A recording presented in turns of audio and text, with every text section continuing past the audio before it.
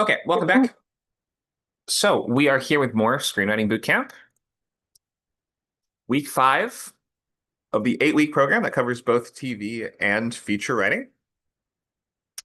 We have sign-up sheets up, both for if you want to join the remainder of this session, which you can, or for the upcoming sessions, and those are always going to be scriptca.mp/bootcamp.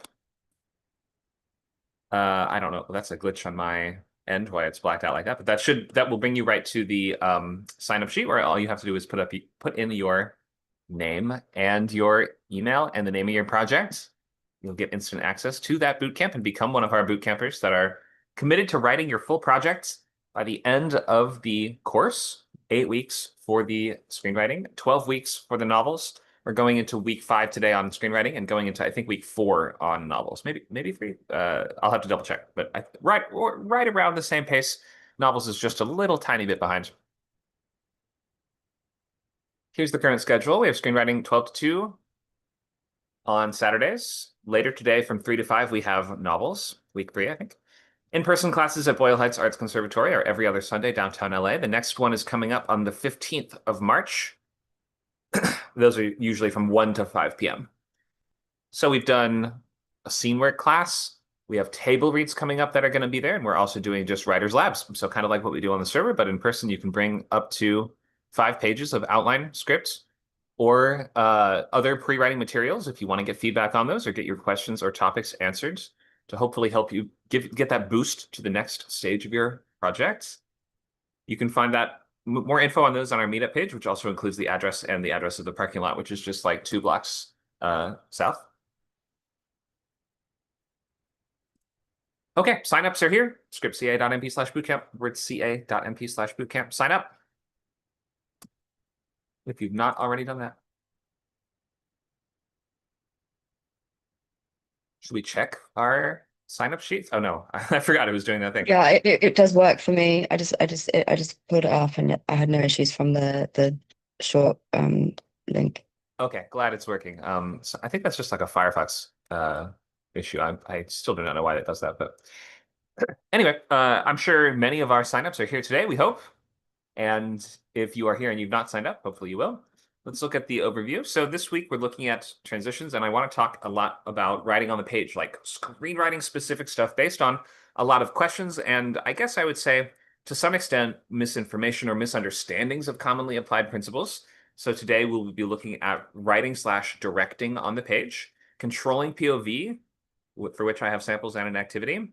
We'll look at transitions, formatting, a bunch of just like edge cases I have slides for. We don't have to go over all of them, but they're kind of just like a collage of different slides that speak to how to write different types of stuff.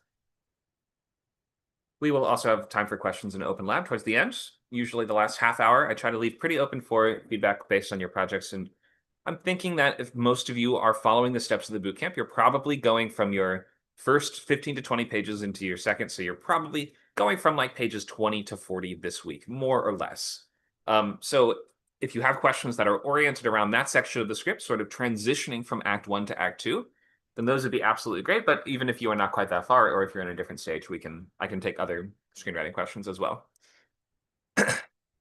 All right, let's do our check-ins, and we're going to ask how our page is coming along. Anybody falling behind or need extra help, or something kind of getting in the way that we can speak to and help you out with today? And what have you been reading?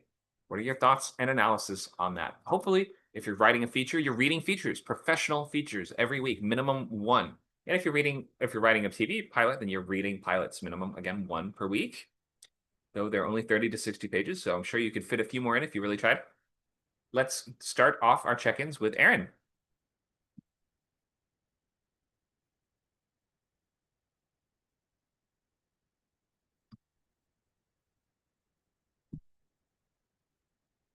Not hearing any sound from Aaron at the moment. Your mic is still on mute, so maybe you can let us know in the text if you're not able to speak aloud.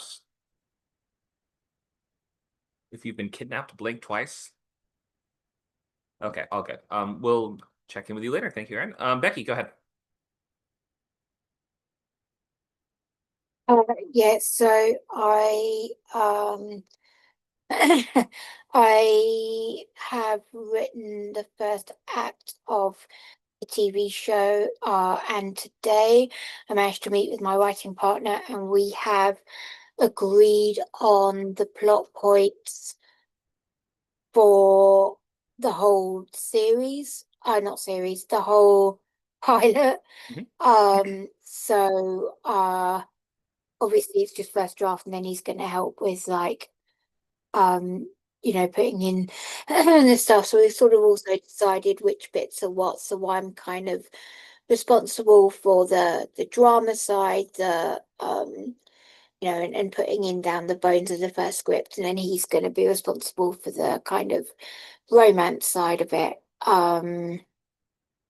And reading, I've been trying to get hold of the pilot for Downton Abbey. I can get the movie, but I can't find the pilot for Downton Abbey. Okay. Um, so that's been something that's been hard. I did manage to read the parts of the pilot for The Gilded Age. Um, and we read in the group the pilot for uh Bridgerton. So and I managed to read the pilot for it's not the whole pilot again.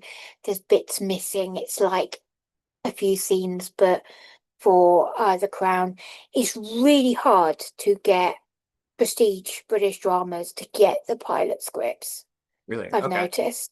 I wonder if they have it Yeah. on Script Hive. They have a lot of stuff on there. Might be worth asking.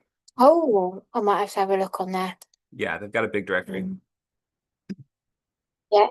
BBC stuff I can get hold of really easily. They've got a huge um deposit there, so I might have a look at some of those. Okay, great. Thanks for the updates. Let's keep going. Carmen. Hi, everyone. I hope everybody's doing well. I read The Black Echo, and it's legit one of the best things I've ever read. And I am 85 pages into my current project. I was already 45 page or 50 pages into it before this class, so it's not like I wrote all these pages all of a sudden. Um, what else? That's it, I guess. Okay, sounds like you're making great progress. 85 pages, that's pretty close to the end. Nice work. Thank you. Luke, go ahead. Hello. Pages are coming along. Okay, I'm doing a scene or two a day. Uh, what did I read? I did not read Monster Problems yet. I read Death of Stalin. Um, After we talked about it in film camp, and somebody shared a page from the script, and I was like, oh, I kind of want to read this. And then I ended up just sitting down and reading the whole thing, and it is incredible. Lots of summary, lots of like giant ticker tape dialogue scenes. We talked about urgency. The structure is hard to pin down. It's very chaotic, but I think it's trying to evoke that feeling. And there is a big character arc for kind of our main character, Khrushchev, with these little signposts that they put throughout. But really good script. Um, what else? I also read one for Advanced Lab for a found footage movie. I don't think that counts though. Um, and that's it. Awesome. Thank you for that. Sounds like you're making steady progress and getting lots of reading done. All right, Max, go ahead. Oh, sorry, I'm new to this. Just one step. Okay, do you want to tell us what you're working on and how far along you are?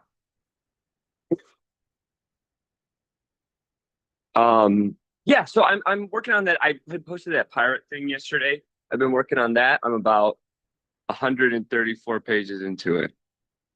It's a like a show, like a pilot. Right. Okay, great. And any reading you've done you want to share? Yeah, I read the Waffle House Index, and then I read somebody's script here, The Dark Night of the Soul. Great. All right. Yep. Waffle House Index was 2025 Blacklist, I think. Yeah, yeah. Thanks, Max. Nacho, go ahead. Yep. Yeah, just working on a TV pilot with a writing partner, and we're just in the drafting stage, still plugging away. That's about it. Awesome. All right. Any reading? No scripts this week. Yeah, haven't read any. We'll see. We're gonna do a marathon table reads tonight, and maybe we'll read a script from the Blacklist as well. Ooh, cool. Sounds good. Thank you for that. Dragon. Howdy. I just moved house yesterday. You know, I work for an animation studio editing scripts, so I've mostly been reading and editing scripts. I haven't actually done this much on mine, but I came up with a concept today. So yeah, I've got a couple scripts on the go, that are like works in progress. Um, yeah, I basically just need to put some time into them. Max and I have struck a deal actually, which yeah, and I've read the same as Max has the Dark Knight Seal of our House Index plus some scripts I can't talk about. And Bridgerton I reread this week. And there'll be a couple others, but off the top of my head, it's Sunday for me. And Monday seems like it was really, really far away. So there's yeah, definitely a few others. Yeah, I'm mostly writing a few shorts at the moment, and but yeah, I really want to knock out a feature. So yeah, Great. we'll get there. Awesome. Sounds like you've been busy. Thank you for that. Terry, go ahead. Yeah, I haven't been reading a whole lot. I've been doing a lot more focus on my college course, and when it comes to the projects, a lot of it has been more on the visual side of storytelling, with just thumbnailing and making adjustments based on how I want to compose a scene.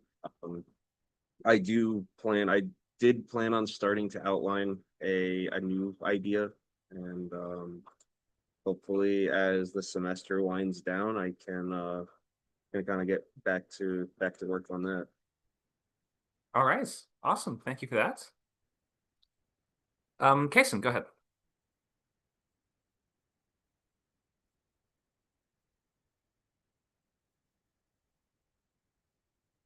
Okay, if you're not able to weigh in, then feel free to use the text chat to let us know your progress update. Vicky, go ahead.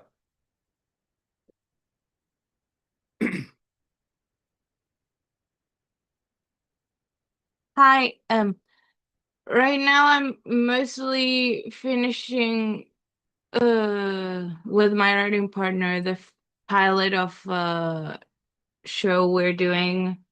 And also I am on the rewrite of a script I had already done.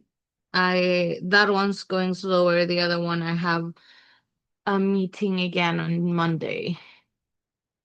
Okay, great. Anything you've read lately that you want to share? I haven't been able to write because I'm also in production to like read because I'm also like in production duty, so I am multitasking. I see. Okay. Thank you for the updates. All right, did I miss anybody? Or anybody that was not able to speak before, now they're able to? No, that's okay. All right. Let's get into today's class then, which we've looked at the overview, but for a quick recap, we're going to get a little bit into writing on the page because we have moved beyond our pre-writing sequences or classes, I should say. We have covered why we're choosing this premise in week one, like the foundations of which idea should I pick, what is a character trying to do, and like those just story essentials. We've moved past breaking that story into a set of logical story beats, which cover the major events of that plotline. We've expanded that into scene cards, which is at least a full paragraph for every scene that tells us not only what pages does that scene comprise, but also a small title for that scene that sort of reminds us what that scene is about or what the focus of that scene is. So now that we have all of that, you're basically completely ready to go to pages, which means you move from pre-writing, outlining, and placeholders into actual concrete expressions of those scenes, staging scenes, writing the dialogue, all that kind of stuff. So now you need your screenwriting software. If you have not already gotten that, I recommend Writer Duet or Arc Studio. They have really good free versions, and I mostly use Writer Duet personally, both on the cloud and also on the desktop version on the PC. So really recommend those. But you can use whatever you want. Just don't use like a Google Docs format, probably. Google Docs is great for outlining, but the screenwriting templates that they have are just really not that good. All right, so we're starting pages. Logline, sketchbook, story beats, scene cards, go to pages. So at this point, I recommend aim for like 4 to 5 pages a day, even if it's just on weekdays. So that will hit a weekly goal of about 20, 25 pages per week. That is a pretty good rate and will allow you to finish your writing in about 4 weeks. So 4 weeks outlining, 4 weeks executing. That is 8 weeks for the whole first draft. You can maybe take up to 10, but like I wouldn't take longer than 12 to like ideally you can do a first draft in 8 or 9, and then over the next couple weeks you do your next draft or 2 and try to finalize that by 12 to 13 weeks total. So 3-4 months on a script will allow you to write about 3 features per year. If you're really focusing, you can definitely do that. If you're writing pilots, you can maybe do a little bit more. If you're writing big novels, you'll probably do 1 a year at the most. Those are all okay, but just try to have a consistent output and try to focus on meeting your productivity goals there. And to support a career as a screenwriter, usually for an assignment, you have about 10 to 12 weeks for that first draft. So, or at least for the first draft, if not the second. So try to get to the point where in your process where you can replicate it and that you can actually finish these things consistently and on a good time frame. All right, here's a lolcat that I made of me. Remember like 2004 or 5 or whenever these were like the main thing on the internet? It was these and rage faces. So I decided to reach the youth by speaking the language they understand. This is me. It's a meme I made of me reading your script. What is the camera doing is kind of the big question a lot of the time. And then he even says, I can has scene geography. What's scene geography? Where things are located in relation to other things, how big, far away, close up, things are. I don't know how to explain it really. Yeah, you just did. I think that was a good explanation. It's where things are in the fictional world of your story. And that should be consistent and something we can track and make sense of. If the geography of your scene makes no sense, well, a scenario that might lead to that is, for instance, let's say your character, there's 2 bad guys on opposite sides of the room. Your character punches one, then with the other hand, they punch the other bad guy too.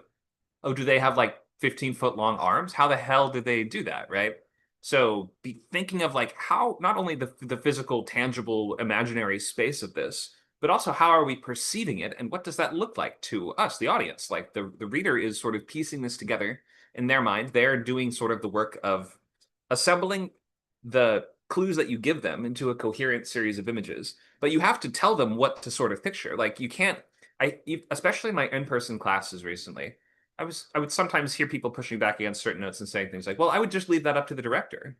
That's up to the set designer where that is, or that's up to the actor to figure out which hand they use to pick up that thing with, or whatever it is, right? And yeah, you don't always have to say he uses his left hand to pick it up with 3 fingers. Like that's over directing. But the shots have to make sense together. We have to be able to piece together what we are seeing and imagine a linear sequence of shots. It can't just be like, here's a bunch of options for shots, and you have to decide which one goes where and when they happen, right? So we actually have to control, like writing a script is not just saying what happens in the scenes and leaving the audience to figure out what that would look or feel like. We have to, on a much closer level, direct on the page to the point where we are creating the visual experience of that story ourselves. We are doing that. That is essential that we do. When the director gets it, they can change it if they want to. They can find their own approach to that. They might not like whole parts of it. They might want to rewrite parts themselves. They almost always do. So don't worry too much about, well, I would leave that up to the director. Like it's your job to communicate a consistent and strong vision for what the movie is. You're not writing just a script, you're writing the movie. So to that end, It has to feel like we're watching the movie to read the script. This is sort of hard to wrap your head around unless you just read a lot of scripts and also read a lot of other stuff, plays and books and things, just to sort of internalize what these different mediums look like and how they compare to the final product. You know, the script's always being a blueprint for that more perfect, more finalized version. Though, of course, when it comes to a play, the performance is never the final version because it can be replicated forever. Let's get a little bit into directing on the page. What is it? How to actually do it right, and what this really means. So just this term alone sends people into like a rage sometimes, like because I think in their early writing they will do a bit too much of this, and then they will hear a note on it, or they will hear other people get notes on it and just get tired of hearing it. And so they just repeat it to others. So that's directing on the page. You can't do that. I would never direct on the page. It's the worst thing you could possibly do. When really this note is almost always given when somebody has gone too far and they have, like, for instance, called out every piece of equipment that the crew would be using in the scene. You know what I mean? Like, we don't have to always say we use a dolly for this. We track left using or we use this focal lens for that. We don't always have to say we'd use a bounce light for the character's face in the scene. Like, you don't have to be telling the crew of the movie how to do their jobs, but you have to give the impression of what the scene looks like from the angle that we are supposed to see it from, which you have to decide. You can't just leave up to us what exactly the camera is going to be doing for the most part.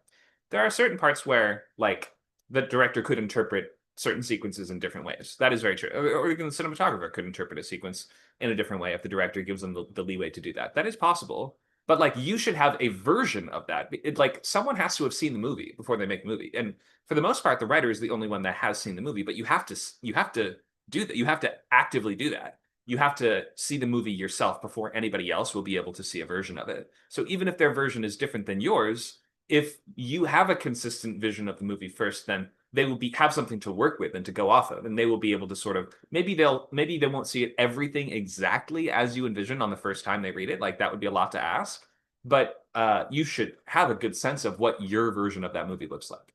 Don't leave it ambiguous on purpose. Let's look at some examples and some thoughts and some basics and things like this. So the bar to cross isn't just, can someone figure out what I meant if they read the whole page and they're very smart? More often than not, when you're getting notes, especially notes from professional story analysts, they might be asking questions like, what does this mean? What is he actually doing here? They're not being dumb. They're not being dense on purpose. They're trying to read it on the level that they are assessing not only what could be figured out by them, but what would be immediately clear to a reader and what the audience would perceive in the final version of that thing. So, like, they're not being dumb, I promise you.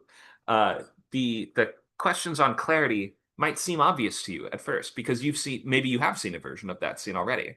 And because of that, you're like, well, duh, that would of course be in the frame. But unless it's on the page, you can't rely on your reader to know it. And if you have a very competent reader, very experienced, whatever, reader, filmmaker, analyst, that has read a lot of scripts before and they can't make visual sense of what's going on the page, something's probably wrong.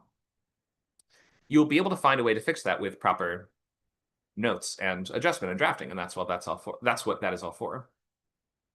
I see a question in the chat from Carmen. Seeing the movie in our minds. Do you want to ask a question there, or do you want to hear more on that topic? Are you talking about that we should be able to see the movie in our minds first? Yeah, like in a logical sequence of shots.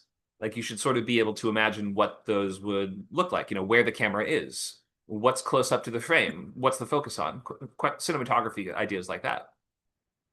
Okay, because for a second there, I thought it was, I don't know, I just kind of pictured myself like making my own version of the movie and then like watching it.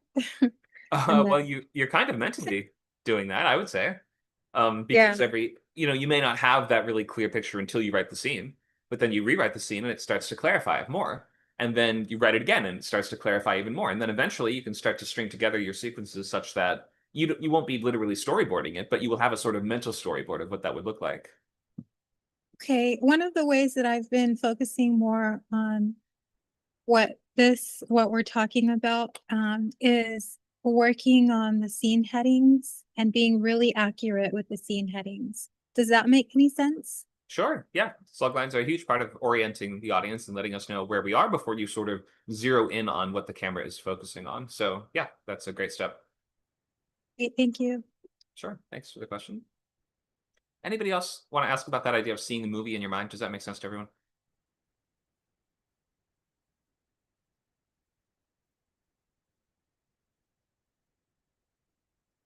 How much I can add? Sorry, go ahead. You can go first. I was just gonna say I kind of do this with novels as well. I play it out as if it's a movie in my mind. So I sort of imagine I'm directing, um, so that I can visualize it. There you go, your turn. I don't really have any resources to share for this, but I think it's important to learn if you're a screenwriter, blocking and cinematography, um, the direction characters move on screen is a lot of people take that for granted, but that can tell you if they're moving towards or away from their goal. If characters are looking at the camera or if they're like isolated in a frame within a frame, like these are like visual storytelling things Oh yeah. that can really punch up your script. Absolutely. Yeah. Strong sense of what types of shots are there. What is medium versus a close-up versus an extreme close-up and things like this. You don't always have to call that out on every shot, but on the important stuff, like the turning points of your script, like some of the pivotal sequences, you can really amp them up by lending that sense of cinematography to make us feel what the characters are feeling more, or to emphasize the specific feeling that you want the audience to have. So most sentences kind of go subject, verbs, direct object. Just be concise and evocative. Strong verbs can clarify the action. Strong nouns build the world. For the most part, don't break one or two lines unless you have to, or unless your style is just a one that is more loquacious, I guess we might say. It is considered easier to read and more inviting for the reader if the white space is more prominent and the text is more sparse. You don't have to stick to that, and if you have the occasional like big blocky paragraph that you want to really emphasize something, you can totally do it. And if you have some really novelistic style all throughout, that can work if you really commit to it and it is really good, but it would have to be both. So you have to really nail it if you want to. Like the more that you make it tougher to read, the better it has to be. I would just turn off more and continued at this point. I would just lose it. At this point, I just never have it on my scripts, and most of your software has a very easy checkbox to just turn those off. Parentheticals are to clarify the delivery of a line. They are not for action. So you might see that in certain play scripts and things like that, because play scripts have a bunch of different formats that they use. And some of them include action in parentheses, but don't be fooled. The action for a feature or TV pilot goes in the action element. Okay. You're always kind of directing this imaginary camera. There's a point of perception in the world that is not omniscient and it is not everywhere. It is not omnipresent, I guess is the word. So you have to decide what is it seeing at any given time. And with that in mind, a camera can only focus on one field at a time, like one depth at a time. So if you have one character that's really close up and another character that's far away, both of their faces will not be in focus unless you do the split diopter thing, like a Hitchcock movie. And then it has a kind of eerie feeling to it for the most part. But you see that technique used a lot in like psychological thrillers or something like that. So in any case, for the most part, the camera cannot focus on something in the foreground and the background at the same time. So you have to decide, what is the camera actually seeing? What is the camera doing? And you don't always have to describe it in terms of the camera doing things. You can sort of describe things happening in the world in such a way that it implies what the camera is doing. You could also sometimes just say, we do this, we do that. That's fine too. We push, we truck, we slide, we glide, we drift. You can use we, the audience, as much as you want. Here's an example from Cartoon Girl by Randall Green. Exterior Vienna, Austria, night. Fat snow glints through amber street lamps. We push through bridges and spires until we reach the Golden Hall, home to the Vienna Philharmonic. Elegant people snake into the Baroque structure's bosom. What nice word choices. Simple, clear, active, subject, verbs, direct object. Let's look at another one. POV. We're always directing the camera even when the camera is showing through a character's eyes, for instance. Scanning the deep, dark woods a mile below, crosshairs land on a doe drinking from a stream. You can read the rest yourself, but you get the idea that we can go into POV, and then you can either say end POV if you really want to, or you can just drop another slug line that sort of indicates that we have moved the camera. You can think of, especially mini slugs, as like we have picked up the tripod and we've moved it somewhere else. Let's look at, oh, and you can do we hear and we see if you need to. Sometimes there's no other good way of communicating something in a script. Like if there's a character talking, but we don't see them, then the easiest way to say that might be we hear them. Or there's something we see that but the characters don't. You can say we see the monster in the closet, but he doesn't, that sort of thing. I have a whole macro about that called we see on Script Camp. You can just type we see in chat. Let's look at some more tips, and these are new ones that I've drawn today from the 2016 Blacklist. And this is going to be a few examples drawn specifically in reference to questions and issues that I've seen in the last week or so of classes. So I want to start with orienting the audience. So if you're following a character as they move through a complex space, or sorry, let me rephrase that. Let me start over.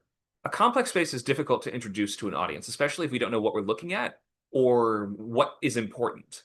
A good way to sort of teach the audience about a space, especially in the first few pages, like this is from the first few pages of The Hunchback by Topher Rees-Lawrence, which is like a dystopian, futuristic take on Hunchback of Notre Dame.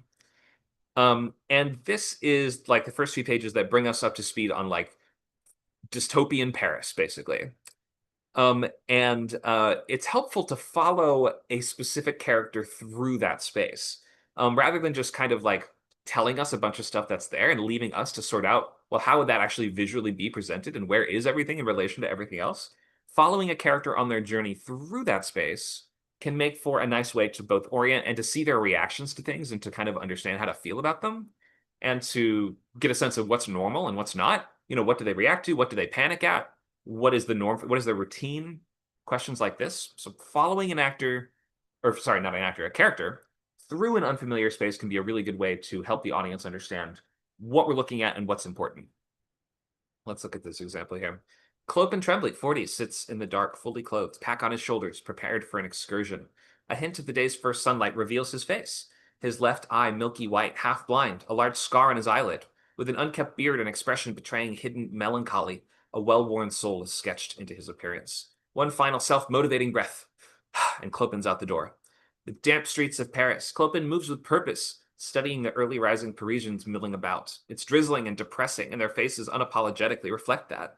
A bench broadcasts. I guess that means a bench, meaning like a loudspeaker. I really don't know what the word bench is meaning there. Maybe that's like somebody from that's UK terminology or something like that. Maybe somebody knows. Anyway, broadcasts in French and English. A national curfew and our duty to report suspicious activity and illegitimates. We see our Chiron. Super. Paris, France. One heartbreak after tomorrow. Not really giving us a year, but sort of just saying it's the sad future. Clopen descends slick stairs to the metro station, passing a gang of officers gripping service rifles, warily watching as he shuffles by, hands in pockets. France is a police state, and Paris is its capital. Oh, we knew that.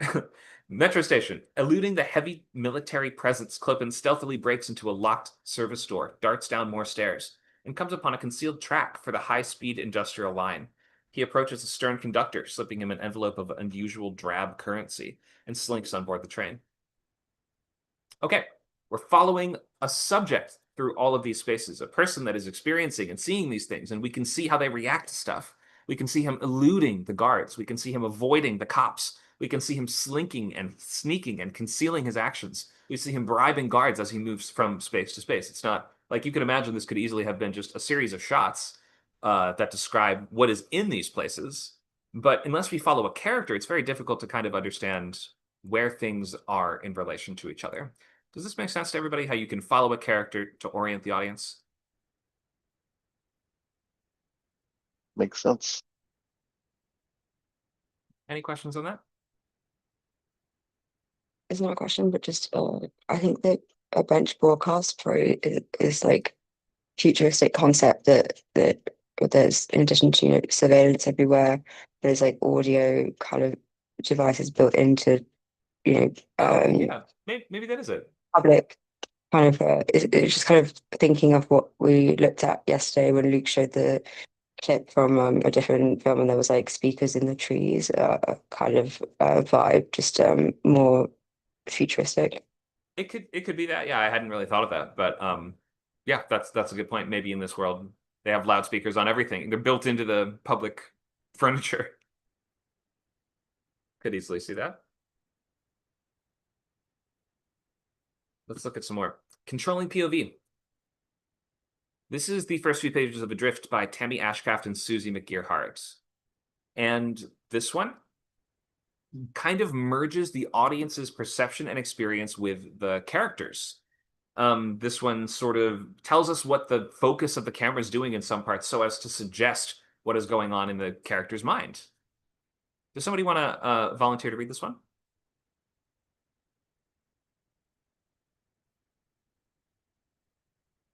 I guess I'll be the guinea pig. Go for it. At first, there is only darkness, deathly silence, slowly punctured by a rising storm of sound, the banshee scream of howling wind, death groan of splintering wood, heart of a hurricane more felt than seen. Twin forks of lightning electrify the night, sizzling flashes that with each blinding burst illuminate a nightmare of shadow and chaos. Flash, the bow of a sailboat, seesaws through skyscraper swells. Flash, hands grip a wheel that spins out of control, slipping. Flash, violent crescendo of sails whipping wildly, ripping. Flash, a fury of rain. Fingers reach for us, almost touching. Boom to black. I don't know why I find that funny. Thunder so loud it rattles the bones. And then just as quickly as it begins, all sound bottoms out. Interior sailboat day, the present. All at once, the liquid depths transform seamlessly into a pupil, center of a sea blue eye, which blinks in extreme close-up. Tammy Ashcraft, they're 23, groans awake like a drowning victim revived. Hair a tangled halo, sunburned face spattered with caked salt and blood. She squints against the light, vision blurry, speech slurred. Richard, it's too bright. All right, thank you for reading. Okay. Luke, what do you, because you were our reader, what do you notice about how is POV being controlled here? Well, we're starting almost I've seen this done in novels where we're like very far away and zoomed out, and then we like get closer and closer, and we sort of focus on individual details. And there's also a nice transition here where we go from this uh, lost at sea, trapped in a storm kind of situation to washed up on a beach after the storm. And it doesn't say that. It doesn't tell you that. We're like filling in the gaps ourselves, which I think is what makes it satisfying to read. I don't know. I think I lost track of the original question. I'm No, just you got it. meandering. No, you totally got it. So yeah, we start in with deliberate sort of confusion. There's no slug line at first. We're seeing just flashes or snippets of images, which kind of might replicate the character's experience of being that sort of disorienting experience of being in the storm. And then we sort of smash to black, and yeah, we are meeting the character in the aftermath of the storm after she's been very messed up and injured by being in this terrible experience. Look at the name of the author and the character, by the way. This is like an autobiographical story. How about that? Interesting. I'm gonna just go one more page on this one and just bring a couple more ideas forward, I think. So considering that we just sort of met the character on her, extreme close-up of her face, on her eye, you can imagine that now we're kind of moving very slowly backwards from her, perhaps, until perhaps, or wait, first of all, let me stop saying perhaps. That's so silly. Until maybe we reach Tammy's fuzzy POV. Okay, here's this next part. A tropic sun sears a cloudless blue sky. Tammy blinks, disoriented. Slowly, her vision comes into focus. When it says her vision comes into focus, we might imagine that is referring to the camera focus, right? It's sort of telling us it's sort of suggesting what the cinematography is doing there. The sun pours through a jagged hole in the torn deck overhead. So she's not quite on the beach. She's actually still in the boat. We're a 50-foot aluminum mast once, but we wouldn't have known that because we were really close on the character's face, slowly realizing where we are as the character reorients. All right, the sun pokes through it. Right. The torn deck overhead where a 50-foot aluminum mast once stood, now simply gone. A hollow boom reverberates through the ship's flooded cabin. Tammy's breath quickens, a wave of desperate realization. She asks for Richard again as she rolls to one side, only to gag on a mouthful of seawater. Wider now, reveals Tammy is suspended in a hammock inside a half-flooded ship's cabin. She sits up, a painful maneuver. The world spins dangerously, a concussion. When it says that, what do you sort of imagine the camera's doing there? Spinning. Yeah, spinning, like, do you think it would sort of be like rotating around her, facing her, perhaps? Or are we like rotating in place? Are we like rolling? In place. In place, okay. So yeah, maybe slowly just rotating like this until, or maybe back and forth would sort of be that seasick kind of motion, wouldn't it? Like all those parts on Star Trek where they would just shake the camera and tell the actors the deck is being attacked by missiles. There's a thing also where it wouldn't work in this scene, but like when a character is drunk and like stumbling, Oh, the yeah. camera will be like low and looking up and sort of like tracking them, but the world behind them is all moving, spinning, because their movement is sort of erratic. Does that Right. make sense? Or like the fisheye lens when the character's on drugs or something. Oh yeah. It's like half of the movie Fear and Loathing. Right, yeah. It's deliberately very off-putting and like makes you sort of feel like it's not quite real. It's not you're not quite there, or like you're perceiving some upside down crazy version of the world. Tammy clutches her head, but it's not in her brain. Something heavy's pounding against the ship's hull. Still, her palm comes back from her rat's nest of sun-bleached hair soaked in blood. In the galley's mirror, she catches a glimpse of herself, a deep gash in her hand, shards of glass porcupined in her arms. All right, we'll stop there for now on that one. Any questions on how you can control POV like this by directing this imaginary camera?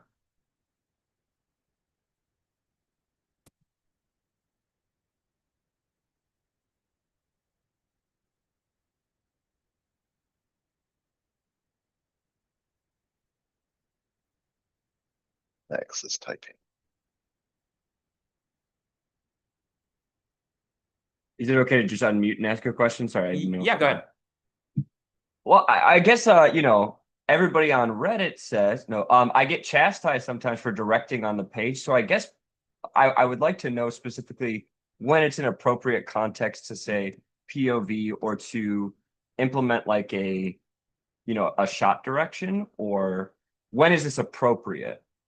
You hear from a lot of people that you shouldn't do directing on the page. Right. Well, I'm here to tell you that it's essential for us to do, and that we're always doing it. You can go too far with it. Very good. And you can over-direct, but the communicating the visual like plan for what the movie is that is up to us. So in terms of POV, for instance, let's ask in the example that we just read, why do you think we started that in the character's POV, the shipwreck one that we just read a minute ago? What effect did I that think have? that we're kind of specifically seeing her internal disorientation. Definitely. So maybe moments where we want to immerse more in that character's experience. I would think moments where we want to sort of make the audience feel exactly what the character is feeling. Like especially if we're just coming to meet them and we're coming to get to know who they are and we want to connect with them more. That would be one way to use it.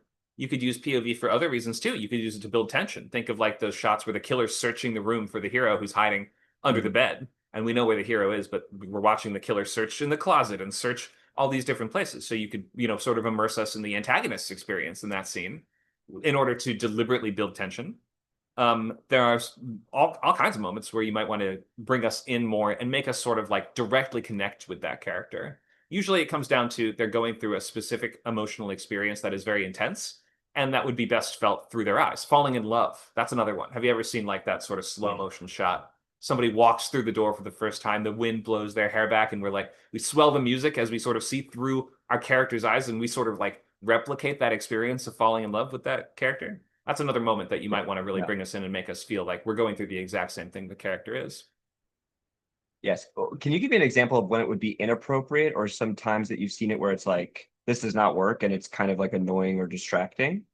Sure. Do you mean It doesn't have to be POV specifically, or do you mean just all types of cinematography and directing directing on the choices page, I maybe see. over directing, like when does it kind of venture into that territory? Sure. So it goes too far when you are like listing out every single type of shot. Like especially if it starts to look, it's going to start to look like a shooting script if you have like MCU medium close up, or like you have ECU extreme close up before every single line. Like you can use those now and again for specific effect, but if you do that constantly, then it starts to feel more like more like a blueprint and less like we're experiencing and living through the story. I guess certain crew members might be like, if you're a cinematographer or someone like that, maybe you would like to read a version like that. But it's usually going to read more evocatively and more immersively if you allow the technical aspects to sort of fade into the storytelling and to not allow them to take too much attention away from it. So that's why we're a lot of the time trying to imply what the camera does, suggesting what this imaginary camera is doing, like without having to say, this is an extreme close-up of somebody's watch. Imagine you can say the second hand ticks to the 12. Well, we could only see that if we were really, really close on the watch. And then your next shot is something like the vast open plains of Montana. Well, we could only see that if we were far back. You don't have to say wide shot. You know what I mean? So almost always you're trying to like build out a cohesive movie in the reader's head using, it's never exactly inappropriate. Like it's always fine to have a specific vision of how a scene will unfold. And you can be, some writers have a heavier hand with that and some have a lighter touch with it. But the point is, if like your options are either really evocative or really clear, basically. So either allow the reader to fully sort of envision this a version of all the scenes that makes sense to them, or you can express your own really specific vision of how those scenes unfold. But in order to do either of them, you sort of have to direct. You have to, give us a sense of where is the camera, what is it looking at, and what is it doing. Okay. Thank you. Sure. Thank you for the good question. Anybody else want to ask about directing and cinematography choices on the page?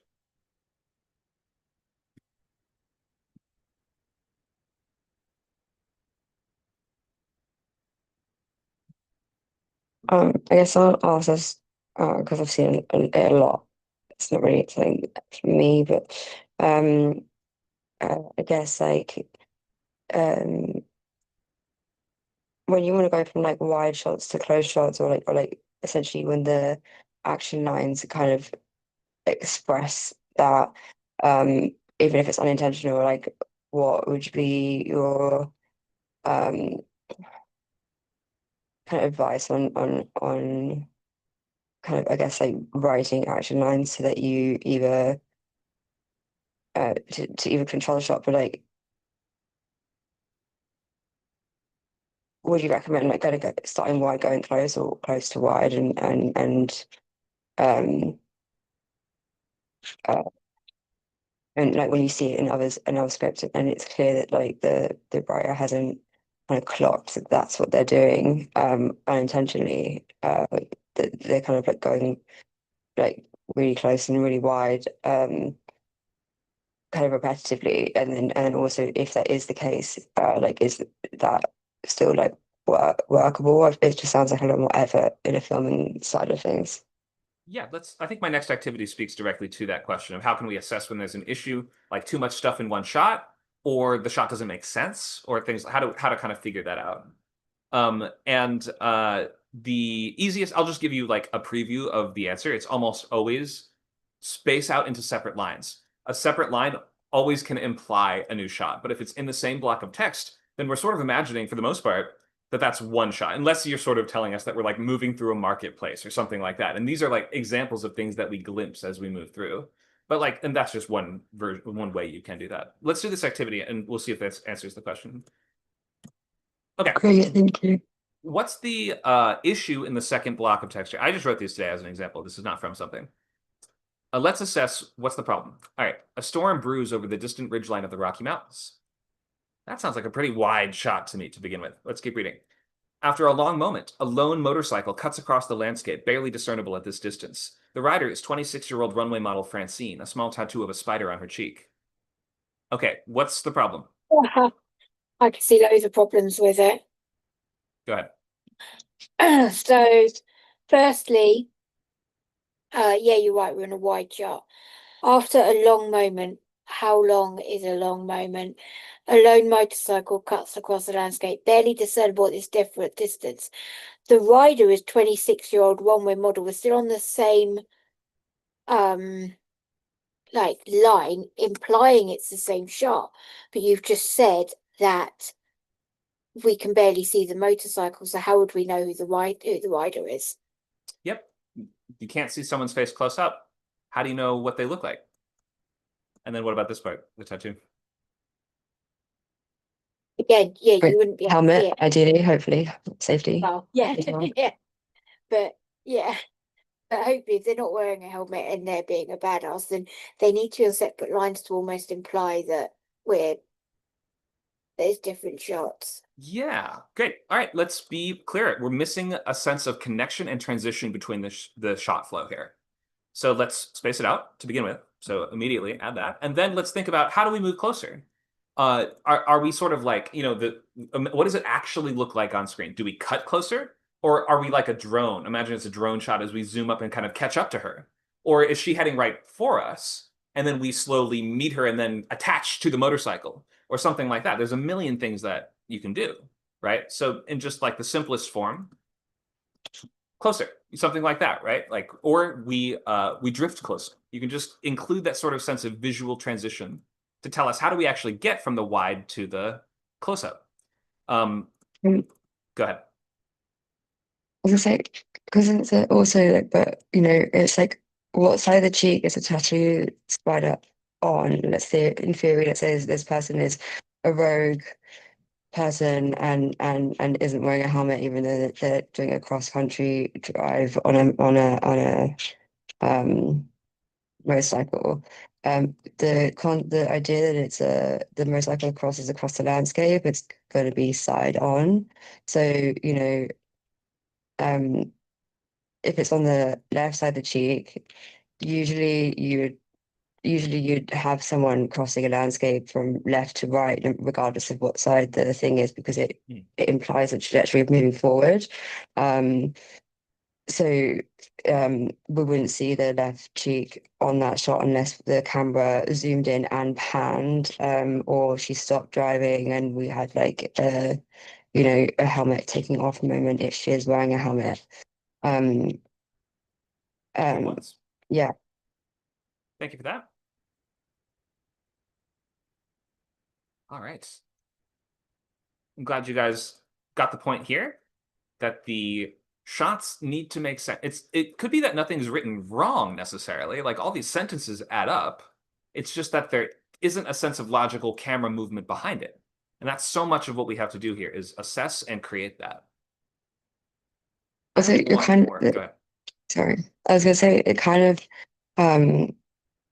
because if the bike is so far away, kind of introducing even with details or without details, you could kind of keep that almost like a secret for a minute, and build up kind of like suspense of like who this character is and why they're important, because beyond like also you wouldn't even be able to tell that this person is female unless they were scantily clad, but like also I'd hope they were in leathers or something else, and if they're wearing a helmet, you can keep that all really like and then reveal when the stop or the helmet comes off or whatever else, and it could be just on a technical. Yeah, you can totally do that. You can say a distant figure. Who are they? You can build mystery, and before we meet that character, you don't have to tell us who they are at all. You can keep us sort of the reader on the same page as like what the audience watching the movie where they would be. They wouldn't know who this person is. They haven't even seen them up close yet. So you can hold that back for a reveal if you want to. Let's look at one more. What's the issue? A gorgeous limousine with tinted windows and there's a couple issues. A gorgeous limousine with tinted windows and a rear license plate that says boss pulls into the driveway. 6 teenagers partying in the back. The driver rolls down his tinted window to breathe a cloud of cigar smoke into the night. Did I say tinted twice? I guess I did. There we go. All right. Cinematography issues. Can't see through tinted window. Can't see through tinted windows. There's a big one. How do we know it's 6 teenagers in the back seat? Yeah, we'd have to cut to like an interior shot. Well done. What else? You know, we see it's tinted windows and limousines don't tend to have a back or a window, but even if they did, like it's all you see is the theoretically all you see is the back. But I anticipate this is supposed to be like a pan shot, kind of off the side to the back, because they're putting into a driveway. Yeah. Okay, I Next think is where that sounds right. Go ahead. where are we on the car at any point? And I agree. Yeah, rear license plate. If you're seeing that, then we must be behind it. But Mhm. then But we open with windows. yeah, but if we're looking at the window, how can we see the driver rolling down his window and the rear license plate at the same time unless we circled around the car? Also, the pulling into the driveway should come before you see the boss, kind of thing. Just on a Yeah, probably. we see boss as you put in the driveway, unless it's a separate. Right. driveway. Unless we start on the license plate, then we could like crane up and see what like where the car is going or something like that. But you're right. Like this, the shot does not make sense. You could see the 16-inch partying if there was like an open rooftop, um, Oh, good point. you know, Sunroof. like, out of the room, but that hasn't been mentioned either. Right. Okay. So many notes that you will get will be about these things, even if the people giving you notes may not even always use the same language or these same terms to refer to this. But your scene geography might be off. The shots just might not make visual sense together. I'm basing these off of direct examples from the past couple weeks of in-person and online classes. So maybe you recognize some things in this that you have seen others do before, or you've seen in your own writing that now you can hopefully work to address these things. Make sure that you are implying a logical sequence and that you're not building out shots that just couldn't work on screen. All right, that's where we'll stop with that activity for now. I hope that was useful. Let me move my words. I have a question. I'm going to put like 4 examples on here. How would you show? So this is like a break in the dialogue, like an awkward kind of moment. And I've been told not to use the term beat or pause, but I wanted your point of view on that, and B, I wondered like how you'd show it. So I've done the same scene, but like 4 different ways. I put images in the chat. Okay. But like one just doesn't show the pause at all. One has beat in the action, one has beat in Elliot's dialogue, and one literally has an awkward pause. I didn't know which one is kind of the better way to do it. Right. Meant to be tense. Got it. So, like none of these are terribly wrong. Like any of them, somebody would know what you meant, and could piece together what was happening. And like I would say, we could answer based on what is most popular and common now. Beat and is very stage playish, I guess. Like you mostly see that in stage plays nowadays. It's less common, but you still sometimes screenwriters still do sometimes use it. And pause is fine. Like you can totally do that. What I would recommend, like something that splits the difference, is to find some other scenic detail in the room that sort of takes up about that amount of time or creates the right feeling you want. Like imagine often if there's like a long pause, you'll hear like the grandfather clock ticks ominously in the corner for a few seconds or something like that. You know what I mean? Like I would give us one of those because then that does the double duty of conveying the proper pause and also building out the scene a little bit more and making it feel more immersive and feels like you're really there. Like if everybody fell quiet, what would they hear is often my question. Right. Okay. So it's The not meant one to be a long pause. On, sorry. the one that I love that you can almost always use is just like rain taps the roof or rain beats at the windows, and that just has such a great evocative feeling to it. Like, I mean, go ahead. it's set in England, so it's always going to be raining. Oh, okay. But that just gives you a sense of, again, like if there were a silence, what would become most noticeable in that room or in that space? Yeah. Or think like the fire crackles for a few seconds or like whatever it is. So yeah, that's usually going to be my tip. See if you can use that to build out some other detail within the space. Make sense? Yeah. And then here and there you could just do beat or pause or whatever, and it's fine. Okay, anybody else want to ask about that? Beats and pauses and things in dialogue?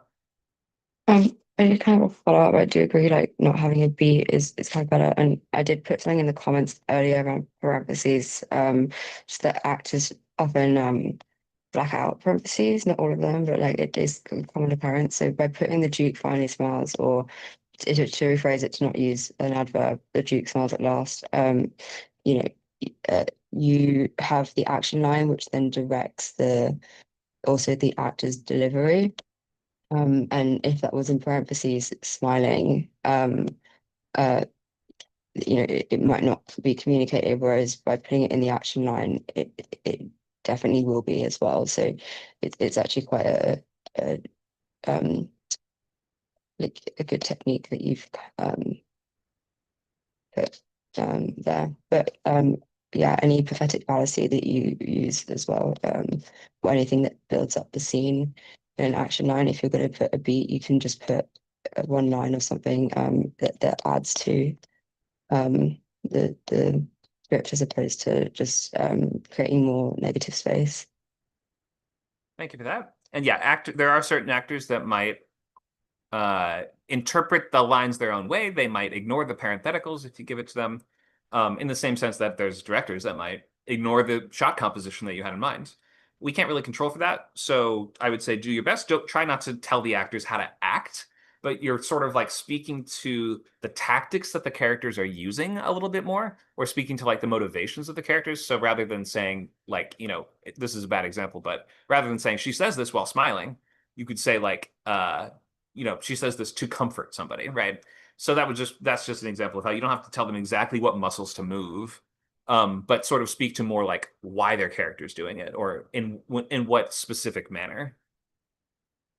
It's something that my screenwriting tutor taught me, but bear in mind that my master's was like back in 2018, so quite a long time ago now.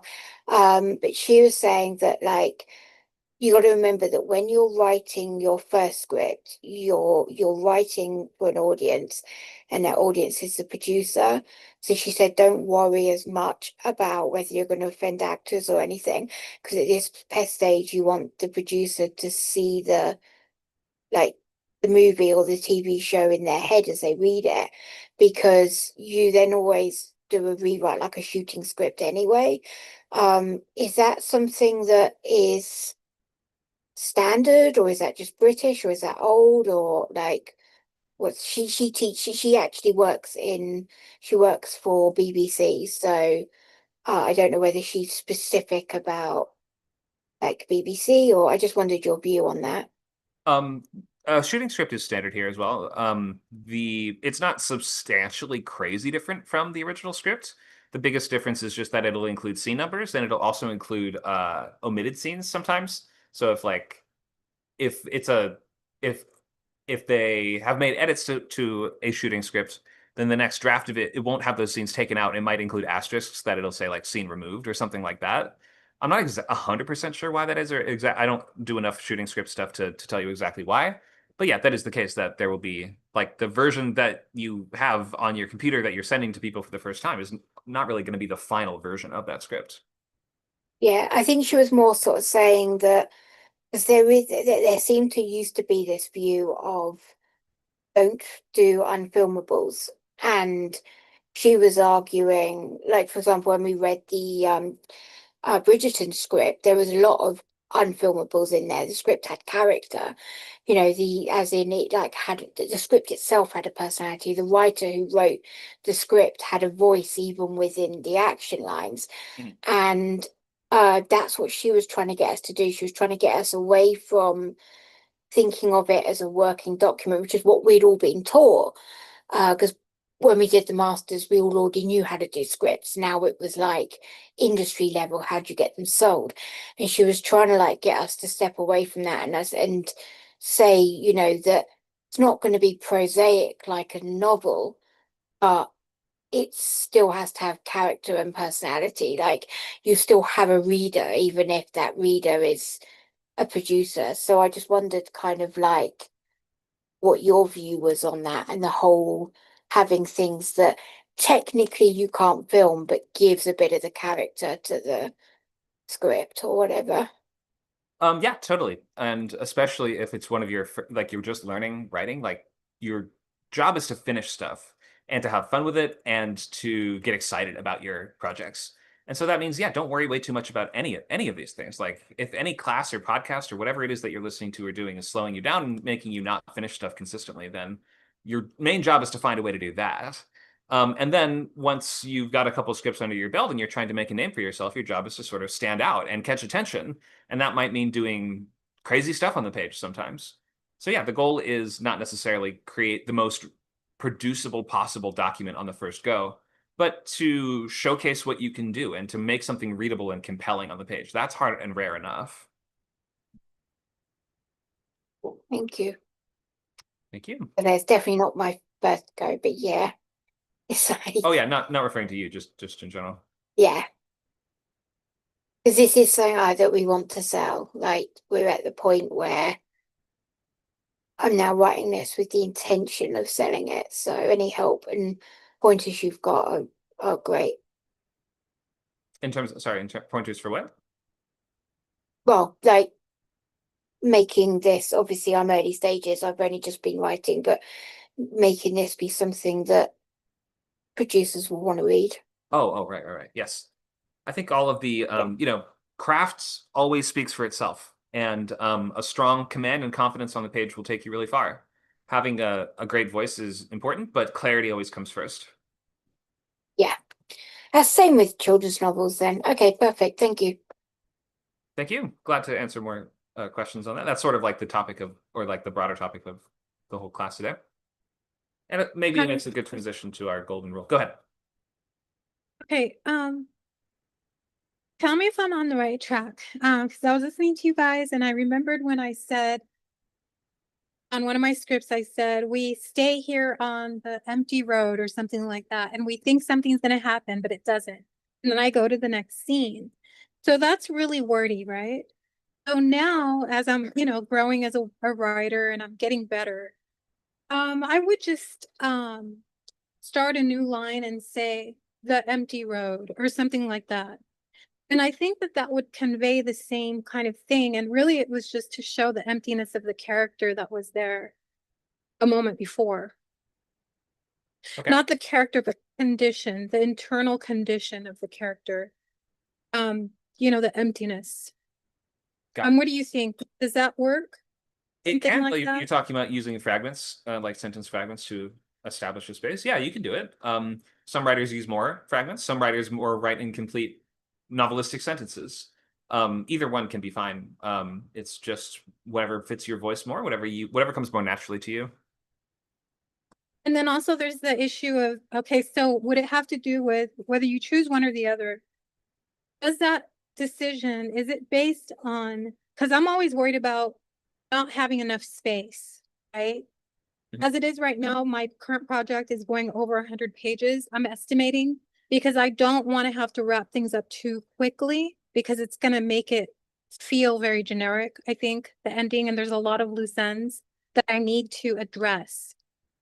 Okay. So is that, if a person is always worried about not having enough space to tell the story, then they would choose to tell the story in more clipped language, right? It could help. I mean, if you're able to write in a more minimalistic way, then theoretically you could cover more scenes, or you could, like, I think yes is the answer to your question. That could help, but it's not the only way to write. It's not the only correct way to do it. Okay, thank you. Sure. It's definitely the general suggestion and guidance to make your writing more minimalist, because most writers overcompensate and use too many words to begin with. But if you can use your words skillfully, you can use a lot of words. To that end, I think we'll start always with clarity. So be long-winded and clinical or boring if you need to be, just in your first pass, your first version of the scene, your first attempt at writing the action line or the dialogue. Then reduce it, remove as many words as you can, and the last pass will be voice. Make the line as evocative or interesting as possible without adding or sacrificing brevity or clarity.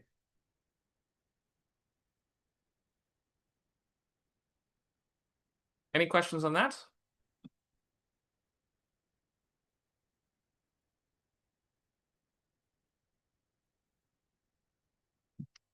Okay, try to use that with every line in your scripts, and then that way you'll be ensuring that they are clear and to the point.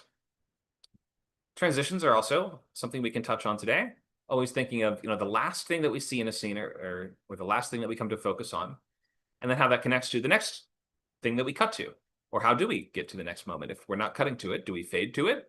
Do we swish through the sky to find the other scene, like that at the ending of episode 2 of Adolescence, where the camera gets picked up by a drone and carried all the way across the town?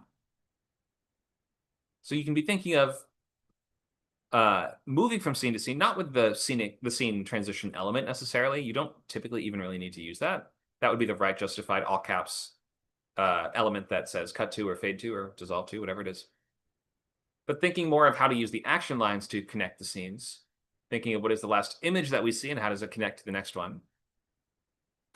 Really important. You can always be thinking of how those transitions are going to be affecting the pacing and the feel of your story, especially if we like scene endings are really clear or are really critical for using as these sort of springboards in terms of momentum and energy to get the audience excited for the next thing that's going to happen and not feel like your scenes keep hitting brick walls.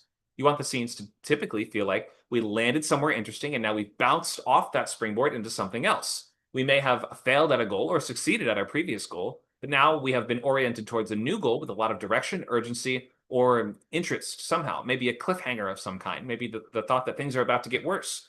There are so many tactics and techniques that you can use to build interest and generate that attention as you're moving from scene to scene. You can use pre-lab, music, sound effects, dialogue from the next scene.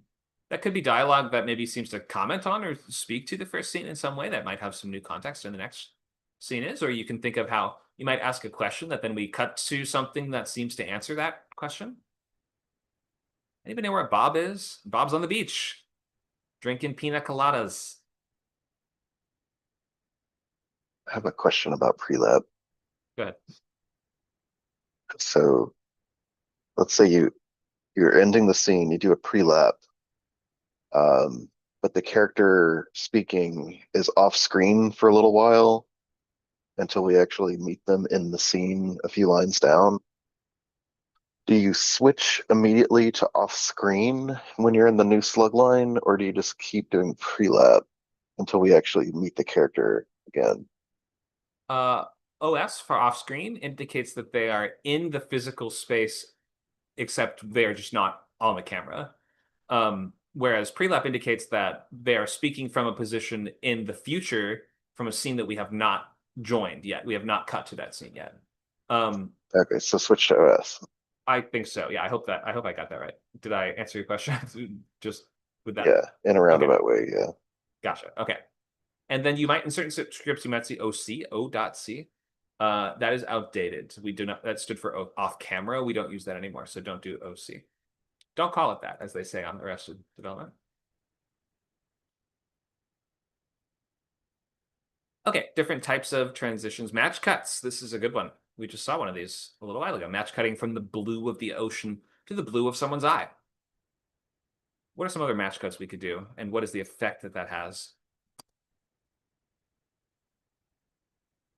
I've got one where we Okay. fast forward in time in the Indiana Jones and the Last Crusade with the hat. Shot one is young Indy being given the hat, and then shot two is him in the future wearing the hat. There you go. Yeah. So really it's connecting two images. It's saying this is in that case, we're connecting them by saying this is the same guy because this is his iconic costume. What are some other match cuts you can do for specific effects? I have a match cut, I guess, in one of my projects in Gallinero where they're dancing, the main character and the aunt in the dive bar, and her hand turns, as he's turning her, a gun appears in her hand on the last turn. Is that a match cut or not? I didn't write it as a match cut, but that's what actually happens. They're spinning and spinning, and then her hand comes to have a gun in her hand, and then there's a new scene where she's pointing a gun at one of the other characters. Oh, Is so that a match cut? maybe. So I guess I'd have to see it on the page to know for sure. But it sounds like you're saying we sort of transition from like a dancing scene to a scene where the character is threatening someone with a gun. Is that right? Yes, and I hope the way that I wrote it, there's a really smooth transition from, her arm, him with her, they're holding hands, and that's the hand that she has the gun in when the last turn, and then there's the traumatic situation in the next scene. I can see it in my mind, but being able to put it on paper is another story. Yeah, so Would I- match cut would be connecting to images that seem to visually connect with each other. Imagine maybe like she reaches into her dress to take something out, and then you cut ahead to 3 days later and she pulls out the gun. Kind of like, do you see the gifs that Luke is posting in the chat right now? Do you see the one with Indiana Jones in the hat? Oh, I I can bring think it. I've seen this before. I can bring it up on the screen if that's helpful. Yeah. I thought I could. Oh, okay. So the key word is matching image, a matching image, Right. right?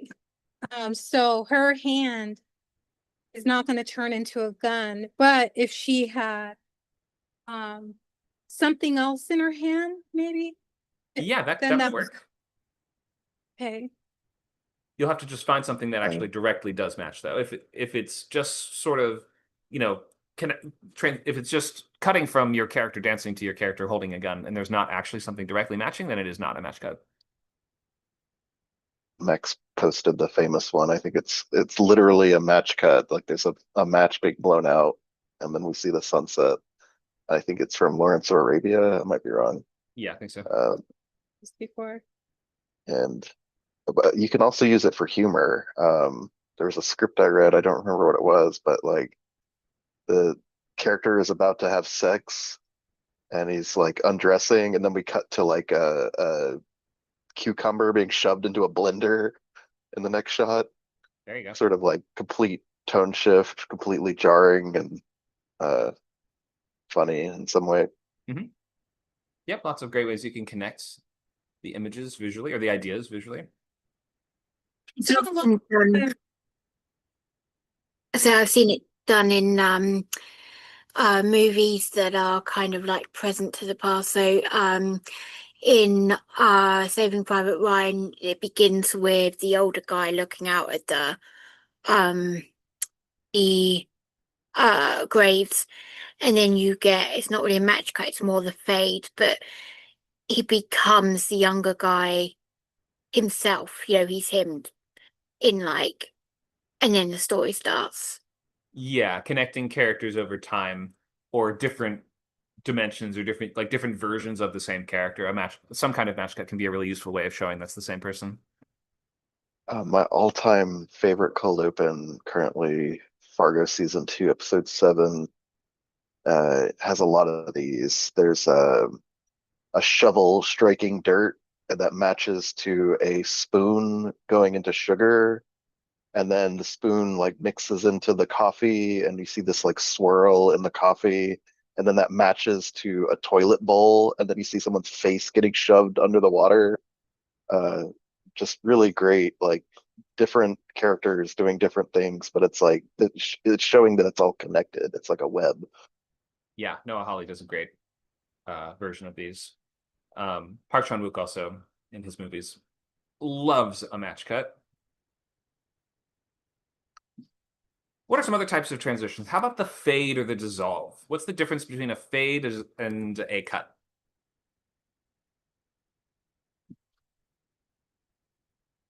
Cut is just a hard cut, and a fade is it's like a slow dissolve, like a transition. Like I have this match cut that I posted from Better Call Saul that like fades slowly from the image of the grave to him lying in bed. Mhm. He's like framed in the grave. Really love that one. Great. Is that what a smash cut is?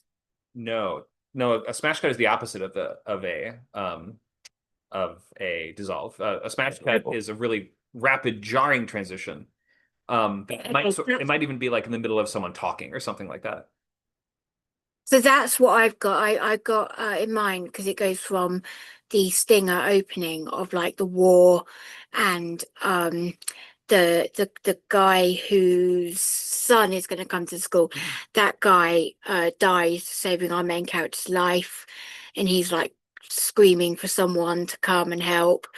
And then I got smash cut to now it's the school gardens, the school grounds, and he's stepping out of a carriage and heading up into the school. So I wanted it to be jarring because it's that jarring from like, you know, the war to the peaceful grounds of the school. Yeah, that works well. Smash cut is intent. It's like a little bit before you're ready for it is sort of what it means. Like a little bit before you expect the cut to be. Okay, perfect. That's what I'm trying to do. Cool. Yeah, it works well for that, and also works for comedic. We see it in jokes and comedic effect all the time. Go ahead. I thought that we were implying these things, right?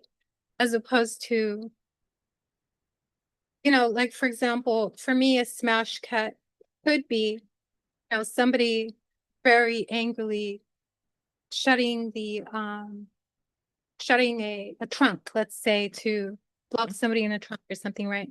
And then you go to a next scene, but you're not actually saying smash cut to, right? You can. I No, mean, you can. You just don't want to do it way too much. You don't have to do it on every single scene. I was gonna ask. Yeah. Okay, so I don't have to do it.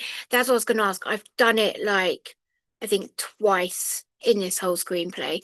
No, once so far in the entire first act.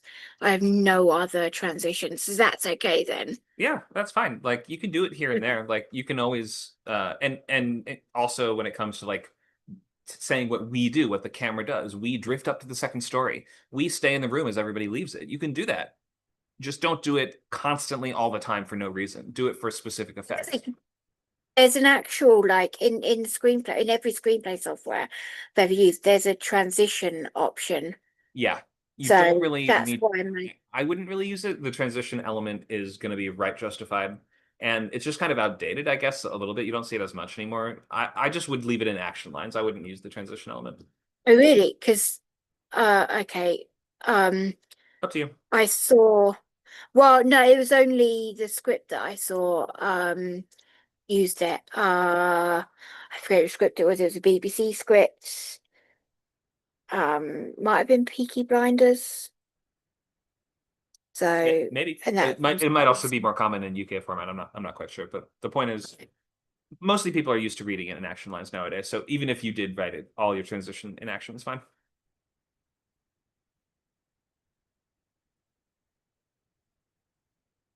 Okay. Any last other questions about transitions? Go ahead. yes, the pre-lap. I'm sorry. I know that you guys have repeatedly over the last 5 years, I think it's been about 5 years now, have told me the pre-lap, how the pre-lap works. I use a lot of pre-laps. I went into this table reading and I had this pre-lap, and then I was asked, why didn't you end the pre-lap? Because I had pre-lap, I think it was a dog digging or the sound of a dog digging or something like that. I don't remember what it was. It was overlapped. And then I went into the next scene, and then I was asked, why did I not end the pre-lap? And I still don't understand how to fully format, like what are all the different forms of a pre-lap, right? If there's sound and a visual attached. Because there's always a visual. I'm so confused right now. Sorry. So there can't really be a visual with pre-lap because pre-lap is when we hear audio from a scene that we're about to cut to. So there's nothing, we would not see any aspect of that. We're only hearing something sort of underscoring the conclusion of the previous scene. So you might imagine, a kid going to camp. He's, everyone's like, yay, we're excited to have you here. Welcome to camp. We're going to have a great time. The counselor smiles really big. And as they do, we hear knives sharpening for a few seconds. Then we cut to dinner that night. We see somebody sharpening knives. Oh, that's where that was coming from. Does that, you've seen it a million times in movies and shows over the years. Yeah. So when you write the pre-lap, right, and you could say over white or over black, or you're not going to see anything happening, right? You don't, Because so no, over black or over white, you would not typically write pre-lap because in those cases, we usually imagine that we're in the scene as it's happening. We just can't see anything, right? So you're not actually, you would not be describing sound from a scene that we're about to cut to. You'd be describing the sound in a scene that we're already in. okay. So over black, the sound of knives being sharpened. Yeah, great. That would Works fine. that would not be a pre-lap. No. What if it was I think I just need to read more scripts to Yeah. solve this issue I'm having from the blacklist. I think so. So I can see it being done because I'm, in between the sounds and the images and everything, it's like my mind just feels like a whole bunch of like pieces of steel piled up, or something. All good. Anyways. Yeah, I know it's a lot. There's a lot of stuff to study, but you're getting through your scripts and seems like you're doing something right. You're on the right track. Okay, thanks. Thank you. All right, and definitely yes, read more scripts for sure. Any more thoughts on transitions before we open lab today? I just had a quick example of a smash cut from Pluribus that I like, where Carol is singing REM's "End of the World," and she doesn't quite get through the last line. It's the end of the world as we know it, and I feel, and then it just smashes to the title or something else and cuts off the sentence deliberately. Right. Because Carol, and that sort of is Carol's whole thing, right? Like she pretends like she's fine. She was sort of misanthropic and didn't really get along with that many people. So she's like, great, the world's over. I love it. But she's not really fine. Yeah.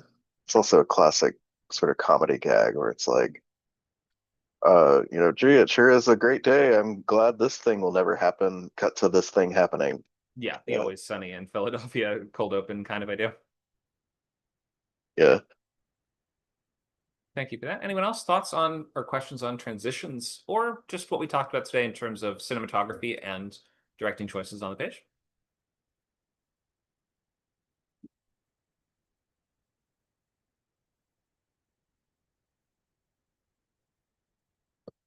I have one more concern. Okay, so what I notice is that the unexploited thread, right? Okay, so just unexplored or unexploited thread, scenes basically. So okay, I don't know what my question is. Sorry. Okay, all good. Let me know if you think of it. I have a question. I'm pretty clear on use case for smash cut, match cut, regular cut, but I'm less clear on dissolves. And they're good for like, PowerPoints. No, just kidding. Go ahead. I'm more clear on screen wipes and irises than dissolves, I think, which is weird. What about the star transition that starts in the middle? It goes The star wipe. Star wipe. Yeah. That's for if your characters get rich or if they become strippers or something. I don't really know. Like that's all I can think of.